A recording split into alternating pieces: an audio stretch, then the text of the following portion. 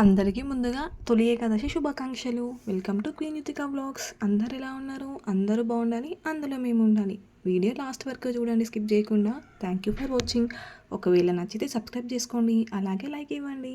మీ side ఎలా జరుపుకుంటారు తొలి ఏకాదశి? తొలి ఏకాదశి అంటేనే మొదటి పండగ కదా, అంటే ఈ పండగ నుంచి స్టార్ట్ అవుతాయి మనకు పండగలన్నీ వరుసగా వస్తూనే ఉంటాయి. సో మా సైడ్ అయితే నార్మల్గా టెంపుల్కి వెళ్తాము, ఇంట్లో పూజ చేసుకుంటాం. కానీ కొన్ని విలేజెస్లో అయితే ఫాస్టింగ్ ఉంటారు. ఇంకా అప్పలు, మురుకులు, కొంతమంది మటన్, చికెన్ అట్లా డిఫరెంట్గా చేసుకుంటారు. మా సైడ్ అయితే ఇలా ఏం లేవు. అప్పలు చేసుకోవడం, మురుకులు చేసుకోవడం ఇట్లాంటివి ఏమి ఉండవు. ఫాస్టింగ్ ఉండే వాళ్ళు ఉంటారు, ఉండని వాళ్ళు టెంపుల్కి వెళ్తారు. అలాగే ఇంట్లో మాత్రం కంపల్సరీ పూజ చేసుకుంటారు. నేనైతే నిన్న మొత్తం ఇల్లంతా శుభ్రం చేసుకున్నాను. దేవుని గది కూడా క్లీన్ చేసి పెట్టుకున్నాను. ఫొటోస్ అయితే గడగలేదనమాట.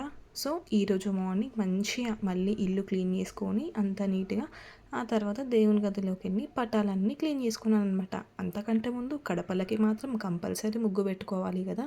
సో కడపలన్నీ గడిగేసుకొని ముగ్గులు పెట్టుకొని ఆ తర్వాత దేవుని గదిలోకి వెళ్ళామనుకోండి, పని కంటిన్యూగా చేసుకోవచ్చు. ఒకసారి వెళ్ళి ఒకసారి బయటికి రావడం కన్నా ఇలా బయట మొత్తం వర్క్ కంప్లీట్ చేసుకొని పూజ గదిలోకి వెళ్ళామనుకోండి, మళ్ళీ బయటకి రాకుండా ఉంటుంది. అలాగే మా తులసి అమ్మవారు బయట ఉంటారు కాబట్టి అక్కడ నీట్గా క్లీన్ చేసుకొని ఆ చెట్టుకి మంచిగా వాటర్ పోసుకొని మంచిగా పసుపు కూడా పెట్టేసి బొట్లు పెట్టేసి తులసి అమ్మవారికి కూడా బొట్లు పెట్టేశాను. ఫస్ట్ మనం ఏ పూజ చేసినా తులసి అమ్మవారికి పూజ చేసుకున్న తర్వాతనే చేసుకుంటే మంచిగా అనిపిస్తుంది. అందుకే ఫస్ట్ తులసి మాత దగ్గర దీపం పెట్టిన తర్వాత దేవుడి గదిలోకి వెళ్ళాను అనమాట. అక్కడికి వెళ్ళి మళ్ళీ అవన్నీ చదువుకొని దేవుని పటాలకి బొట్లు అవన్నీ పెట్టేసరికి టైం పడుతుంది కదా. సో అప్పటి వరకు ఇక్కడ దీపం పెట్టేశాను అనుకోండి, పని కూడా అయిపోతుంది కదా. మళ్ళీ ఫుల్ గాలి వస్తుంది, అసలు బయట దీపం పెడితే అసలు ఉండట్లేదు. బట్ ఎంత గాలి వచ్చినా సరే అమ్మవారి దగ్గర దీపం పెట్టామనుకోండి కంపల్సరీ వెలుగుతూనే ఉంటుంది. చూశారు కదా మా తులసి అమ్మవారు. చెప్పాను కదా ఆ కోట మా అత్తమ్మనే కట్టిందనమాట, తులసి కోట. కట్టేటప్పుడు వద్దు అనుకున్నాం, కానీ కట్టిన తర్వాత అర్థమైంది ఎంత మంచిగా యూజ్ అవుతుందో. సో దేవుని గది అని చెప్పాను కదా, రూమ్లోకి వెళ్ళి అన్నీ సదురుకున్నాను. నిన్నే చదివేదాన్ని, బట్ ఎలాగో పండగ రోజు చదువుకుంటే బెటర్ కదా అని చెప్పేసి అవన్నీ అలానే పెట్టేసి దేవుని గదిలో కూర్చున్నాను. ఫొటోస్ మంచిగా గడిగేసి తుడిచేసి ఆ తర్వాత దేవుని పటాలకి బొట్లు పెట్టుకున్నాం అనుకోండి, మనం చదువుకొని దేవునికి దీపం పెట్టొచ్చు. పండగ రోజు ఇల్లంతా శుభ్రం చేసుకొని పీస్ఫుల్గా దేవుడికి దీపం పెట్టాను అనుకోండి, అబ్బా అసలు ఎంత రిలీఫ్గా ఉంటుందో, ఇల్లంతా ప్రశాంతంగా. అది కూడా పొద్దున్నే పూజ చేసుకుంటే ఇంకా మంచిగా అనిపిస్తుంది. మాకు స్వర్ణగిరి టెంపుల్ దగ్గరే. ఈరోజు ఏకాదశి కాబట్టి శ్రీ వెంకటేశ్వర స్వామి వారి టెంపుల్లో చాలా పబ్లిక్ ఉంటారు. అసలు మనం కాలు పెట్టడానికి కూడా సందు ఉండదు. నార్మల్ టైంలో వెళ్ళొచ్చు కదా, కంపల్సరీ ఈరోజే వెళ్ళాలని ఏం కాదు. ఆ స్వామివారిని ఎప్పుడైనా దర్శించుకోవచ్చు. అలా అని మేమైతే ఆ టెంపుల్కి ఏం వెళ్ళట్లేము. బట్ 2 డేస్ తర్వాత మళ్ళీ ఏకాదశి స్పెషల్కి ఇంకా 9 డేస్ వరకు అలానే ఉంటుంది. అప్పుడు వెళ్తాం ఆ టెంపుల్కి. ఇప్పుడైతే మా విలేజ్లో ఉన్న స్వామివారి టెంపుల్కి అయితే వెళ్దాం అనుకున్నాము. సో ఇంట్లో పనులన్నీ కంప్లీట్ అయిన తర్వాత ఈరోజు సాటర్డే, పిల్లలకి ఏమో నిన్న ఏదో బంద్ అని చెప్పేసి హాలిడే ఇచ్చారు. పండగ రోజు మాత్రం హాలిడే ఇవ్వరు. హాఫ్ డే పిల్లలకి స్కూల్ ఉంది, బట్ వాళ్ళని పంపించాలి కదా. ఆల్రెడీ లాస్ట్ వీక్ ఒక బంద్, ఈ వీక్ ఒక బంద్, ఇట్లా కంటిన్యూగా బంద్స్ హాలిడేస్ వస్తూనే ఉన్నాయి. స్కూల్కి వెళ్ళడమేమో కానీ హాలిడేస్ రావడమే ఎక్కువ ఉంది. వాళ్ళు ఇచ్చినప్పుడు మాత్రమే హాలిడే తీసుకోవాలి, మనమైతే తీసుకోలేము కదా. పూజ గది అయితే ఇలా చదువుకున్నాను. నేను ఇంతకుముందు పేపర్ వేసేదాన్ని కింద, బట్ ఈ టైం ఎందుకో నాకు ఆ పేపర్స్ అన్నీ మంచిగా అనిపించట్లేదు. పేపర్స్ అన్నీ తీసేసి ఒక కొత్త క్లాత్ రెడ్ కలర్ది మంచిగా వాష్ చేసుకొని ఆ దేవుడి గదిలో కింద పెట్టుకున్నాను అనమాట. ఇప్పుడు నీట్గా కనిపిస్తుంది కదా. చాలా చదివాను నేను, పేపర్స్ వేయొద్దు కింద, ఆ పేపర్స్లో మ్యాటర్ పిచ్చిగా ఉంటుంది కదా, దేవుని గదిలో అలా పెట్టొద్దు అని చెప్తే నేను సరేలే ఈసారి క్లాత్ వేద్దామని చెప్పేసి క్లాత్ కొత్తదే అది మళ్ళీ వాష్ చేసుకొని మంచిగా కింద వేసుకున్నాను.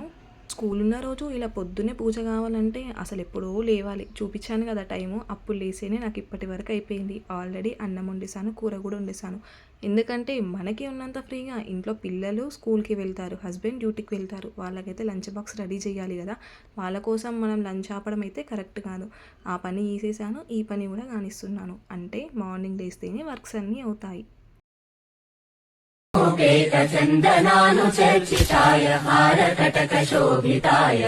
మనం ఏదైనా ముందు రోజే అనుకోవాలి. అంటే నా పనులు రేపు ఈరోజు ఇలా చేసుకోవాలి, ఇలా అయితే తొందరగా అవుతాయని కదా. అలా మనం ముందే డిసైడ్ చేసుకున్నాం అనుకోండి, ఆ పనులు కంటిన్యూగా ఆ రోజు అలానే అవుతాయి.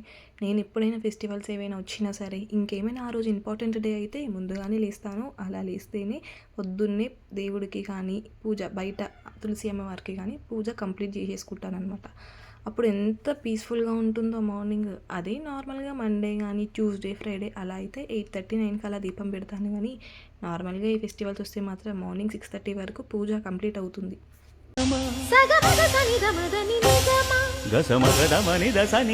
దేవుని గదిలో మనం ఒక చిన్న రాగి చెంబు తీసుకొని అందులో కొంచెం పసుపు కుంకుమ కలిపేసి ఆ తర్వాత గంధం బొట్లు పెట్టుకొని మనం ఒక సైడ్ పెట్టుకున్నాం అనుకోండి, పాజిటివ్ ఎనర్జీ అనేది వస్తుంది దేవుని గదిలో. ఆ వాటర్ అనేది ఆవిరి ఆ గది అంతా చాలా నీట్గా శుభ్రంగా ఉంటుంది అని నేను విన్నాను. అందుకే ఈరోజు నేను రాగి చెంబులో వాటర్ పెట్టుకున్నాను అనమాట దేవుని గదిలో. ప్రతిరోజు బయట అంటే ఈశాన్యం వైపున డోర్ పక్కన చెంబులో అంటే రాగి చెంబులో వాటర్ పెడతాను, కానీ ఈరోజు సపరేట్గా దేవుని గదిలో కూడా పెట్టడం స్టార్ట్ చేశాను. చూసారుగా నా పూజనైతే కంప్లీట్ అయిపోయింది. దేవుడికి ప్రసాదం పెట్టాలి. ఇప్పుడు పాలు ఇంకా తీసుకురాలేదు, సో పాలు తీసుకొచ్చిన తర్వాత ప్రసాదం చేసి పెడదామని చెప్పేసి వెయిట్ చేశాను. అప్పటి వరకు కొబ్బరికాయ అయితే కొట్టేశాను. పూజ గదిలో అయితే పూజ చేసేసుకున్నాను ప్రశాంతంగా. ఇప్పుడు కిచెన్లో వర్క్ స్టార్ట్ చేయాలి. ఓన్లీ కర్రీ ఒక్కటి ప్రిపేర్ చేయాలి. అలాగే రైస్ ఉందన్నమాట, నైట్ది లెమన్ రైస్ ప్రిపేర్ చేసుకోవాలి. దేవుడికైతే పాయసం ప్రిపేర్ చేద్దాం అనుకున్నాను, మేము తినడానికి lemon rice. So onion cut చేస్తున్నాను చామగడ్డ చారు చేయడానికి. కొంచెం ఫాస్ట్గా అయిపోతుంది కదా, ఆల్రెడీ చామగడ్డలన్నీ ఉడకబెట్టేశాను అనమాట. సో చారు చేయడమే లేట్. ఇప్పుడు చారు చేశాను అనుకోని పాపకి ఆఫ్టర్నూనే వచ్చేసిస్తుంది. మా వారైతే డ్యూటీకి వెళ్తారు కాబట్టి తనకి టిఫిన్ బాక్స్లో పెట్టాలి. పెళ్ళయిందంటే ఆడపిల్లకి అసలు ఎన్ని బాధ్యతలు పెరుగుతాయి కదా. అబ్బా, అమ్మ వాళ్ళ ఇంటి దగ్గర ఉన్నప్పుడు మనం ఇంత మార్నింగ్ వేసి పూజ చేసుకునే వాళ్ళమా, అత్త వాళ్ళ ఇంటికి వచ్చిన తర్వాత ఆ బాధ్యతలన్నీ మన మీద ఉంటాయి కాబట్టి కంపల్సరీ మన పిల్లలు బాగుండాలని, మన ఇంట్లో వాళ్ళు బాగుండాలని, మనం బాగుండాలని ఎన్నెన్నో పూజలు చేసుకుంటాం కదా. నేను అనుకోకుండా ఈ యూట్యూబ్ స్టార్ట్ చేశాను. బట్ స్టార్ట్ చేసినాక రీచ్ రావాలంటే చాలా టఫే. ఎందుకంటే చాలా కష్టపడాలి, చాలా వీడియోస్ పెట్టాలి, వాళ్ళకి నచ్చాలి, వాళ్ళు లైక్స్ కొట్టాలి, షేర్స్ చేయాలి. అలా అయితేనే వ్యూస్ వస్తాయి, లేకపోతే వ్యూస్ రావు, సబ్స్క్రైబర్స్ పెరగరు. సబ్స్క్రైబర్స్ ఎలా ఉంటారంటే వాళ్ళకి ఎలాంటివి నచ్చుతాయో అర్థం కాదు. కొన్ని కంటెంట్స్ని ఈజీగా క్యాచ్ చేసేస్తారు, లైక్స్ చేస్తారు. ఇంకొన్ని కంటెంట్స్ అయితే అసలు వాళ్ళకి నచ్చవు, చూడరు, స్కిప్ చేసుకుంటూ వెళ్ళిపోతారు. నేను ఇప్పుడే స్టార్ట్ చేసినాను, జస్ట్ 1.5 year 2 years అవుతుంది. బట్ రీచ్ కావాలంటే చాలా టైం. ప్రయత్నం ఏదో నేను చేస్తున్నాను, వ్యూస్ రావట్లేదు కదా అని అయితే ఏం ఊరుకోవట్లేను. కంటిన్యూగా ఏదో ఒక వీడియో అప్లోడ్ చేస్తూనే ఉన్నాను. నాకు కూడా టైం వస్తుంది కదా, దేనికైనా టైం రావాలి. మనం అనగానే అవుతాయా ఏదైనా అనుకుంటే అలానే అయితే అబ్బా ఎందుకు ఇంకా కదా, మనం అనుకోవాలి, అది జరగడానికి టైం పడుతుంది అంతే. ఏదైనా వెయిట్ చేయాలి. కొన్నిసార్లు అనిపిస్తుంది, అబ్బా అవసరమా, వద్దులే యూట్యూబ్ అనుకుంటాను, కానీ ఇంట్లో ఉండి ఏం చేస్తాను చెప్పండి, ఖాళీయే కదా. సో అలా అని కొన్ని వీడియోస్ అలా అప్లోడ్ చేస్తే సరిపోతుంది కదా. అలా అని కాదు, అంత ఈజీ అయితే కాదు. వీడియోస్ ఎడిట్ చేసుకోవాలి, మంచిగా అప్లోడ్ చేసుకోవాలి. అలాగైతేనే వ్యూస్, వాచ్ అవర్స్ పెరుగుతాయి. మా పాప కూడా రెడీ అవుతుంది, తనకి స్కూల్ టైం అవుతుంది కదా, తనకి స్నానం చేయించాలి. ఆ తర్వాత జడలు, హెయిర్, అమ్మాయికి హెయిర్ ఉంటే మాత్రం పెద్ద టాస్క్. హెయిర్ కంపల్సరీ రిబ్బన్స్ వేసి స్కూల్కి పంపించాలి కదా. ఈరోజు ఏకాదశి కాబట్టి తనకి హెడ్ బాత్ చేయించి 2 జడలు వేద్దామనేసి అనుకున్నాను. సో కర్రీ అయితే గ్యాస్ పైన పెట్టేసి ఆ తర్వాత స్నానం చేయిద్దామని అనుకున్నాను. లెమన్ రైస్ అని చెప్పాను కదా, లెమన్ రైస్ మంచిగా లెమన్ వేసి సాల్ట్ వేసి కలిపిన తర్వాత పోపు పెట్టుకున్నాను. లెమన్ రైస్ చాలా టేస్టీ ఉంటుంది కదా. మనం టెంపుల్స్కి వెళ్ళినప్పుడు లెమన్ రైస్ కాదు కానీ పులిహోర అన్నం చాలా బాగుంటుంది. అబ్బా తింటూ ఉంటే తినాలనిపిస్తుంది. సో చల్లనం ఉంది కాబట్టి లెమన్ రైస్ వేసాను, లేకపోతే మంచిగా దేవుడికి కూడా పెట్టేదాన్ని. వద్దు, చల్లనం వేడనం 2 కలిపాను కాబట్టి అది ఓన్లీ దేవునికి కాదు, మేము తినడానికి మాత్రమే చేసుకున్నాను. మా పాప కూడా రెడీ అయిపోయింది, చూసారు కదా.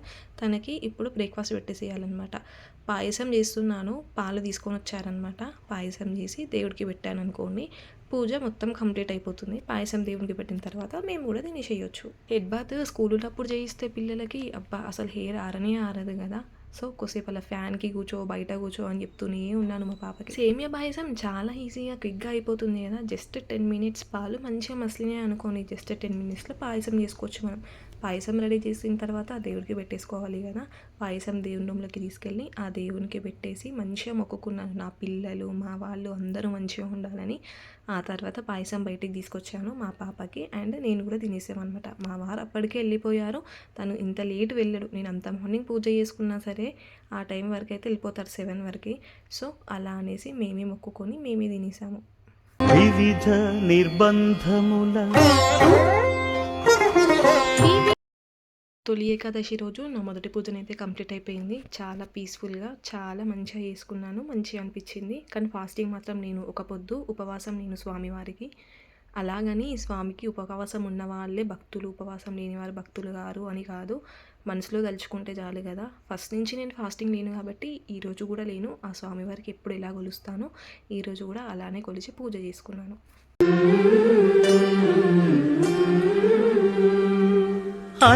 పూజలన్నీ కంప్లీట్ అయిపోయిన తర్వాత ఇప్పుడు కొంచెం తిన్నాను. ఎందుకంటే ఎప్పుడో లేచాను కాబట్టి కొంచెం ఆకలయింది. పులిహోర మాత్రం మా కోసం తీసుకున్నాను. పాయసం మాత్రం దేవుడి కోసం చేశాం కదా. మా పాపకి స్కూల్ ఉందని చెప్పాను కదా, సో తనకి 2 జడలు వేయాలి అది రిబ్బన్స్తో. బట్ ఈరోజు తలస్నానం చేసింది కాబట్టి హెయిర్ సరిగా ఆరలేదు. 2 జడలు వేసి పంపించాను అనమాట స్కూల్కి. ఆడపిల్లలకి జుట్టే అందం కదా, వాళ్ళకి ఇప్పటి నుంచి పెంచుతుంటేనే పెద్దగా అయ్యే వరకు లాంగ్ అవుతుంది. అసలు ఇప్పుడున్న కెమికల్ షాంపూస్ వల్ల అండ్ ఈ హెయిర్ వెదర్ ఇవన్నిటి వల్ల జుట్టే పెరగట్లేదు. ఉన్న జుట్టునే కాపాడుకోవాలి అంతే తప్ప కానీ కట్ చేసుకోవద్దు. మేము చిన్నగా ఉన్నప్పుడైతే నాకు కానీ మా అక్కకి కానీ చాలా లాంగ్ హెయిర్ ఉంటుండే. బట్ ఈ స్టేజ్ వచ్చేసరికి చూడండి మా హెయిర్స్ ఎంత చిన్నగా అయిపోయాయో. అంటే కట్ చేసుకోవడం వల్ల, వాటర్ చేంజ్ అవ్వడం వల్ల ఇట్లా హెయిర్ మొత్తం లాస్ అయిపోయింది.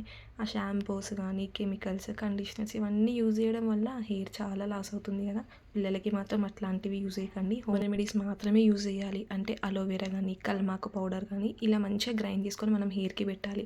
అలాగే మెంతులు పేస్ట్, పెరుగు ఇవన్నీ యాడ్ చేసి మనం హెయిర్కి అప్లై చేసామనుకోండి, హెయిర్లో ఉన్న డస్ట్ పోతుంది, గ్రోత్ కూడా కొంచెం బాగుంటుంది. నేను అప్పుడప్పుడు ఇలా పెడతాను. అంటే హాలిడే ఉన్నప్పుడు తనకి పెట్టుకోమంటే అస్సలు ఉండదు. ఎందుకంటే ఒక 1-2 అవర్స్ ఉండాలి కదా హెయిర్కి పెట్టుకొని. ఆడడం ఇంపార్టెంట్ మనకు హాలిడే వస్తే. అదంతా పెట్టుకొని బయటికి వెళ్ళలేము, వాళ్ళ ఫ్రెండ్స్ ఎక్కిరిస్తారు. అందుకే ఇంట్లోనే ఉన్నప్పుడు మాత్రమే 2 అవర్స్ 3 అవర్స్ అలా పెట్టేసి స్నానం చేయించాను అనుకోండి, హెయిర్ చాలా సిల్కీగా అవుతుంది. వీడియో లాస్ట్ వరకు చూసారు కదా, నచ్చితే ఒక లైక్ ఇవ్వండి, అలాగే సబ్స్క్రైబ్ చేసుకోండి. Thank you for watching.